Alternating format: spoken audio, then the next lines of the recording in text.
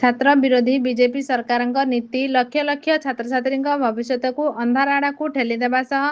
ପାଠ୍ୟପୁସ୍ତକରେ ମୁଦ୍ରିତ ହୋଇଥିବା ଗୁରୁତର ତ୍ରୁଟିର ପ୍ରତିବାଦରେ ଆସନ୍ତା 10 ଜୁଲାଇ 2026 ଶୁକ୍ରବାର ଦିନ ବିଜୁ ଯୁବ ଜନତା ଦଳ, ବିଜୁ ଛାତ୍ର ଜନତା ଦଳ, ବିଜୁ ମହିଳା ଜନତା ଦଳ ଏବଂ ଅଭିଭାବକମାନଙ୍କ ପକ୍ଷରୁ ଦକ୍ଷିଣାଞ୍ଚଳ ରାଜସ୍ୱ କମିଶନର ଆରଡିସିଙ୍କୁ ଏକ ଦାବିପତ୍ର ପ୍ରଦାନ କରାଯିବ।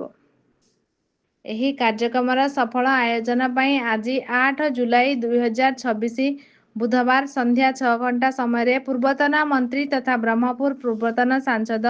ଶ୍ରୀ ଚନ୍ଦ୍ରଶେଖର ସାହୁଙ୍କ ଘୋଷାଣୀ ନୂଆଗାଁ ସ୍ଥିତ ବାସଭବନରେ ଏକ ପ୍ରସ୍ତୁତି ବୈଠକ ଅନୁଷ୍ଠିତ ହୋଇଯାଇଛି।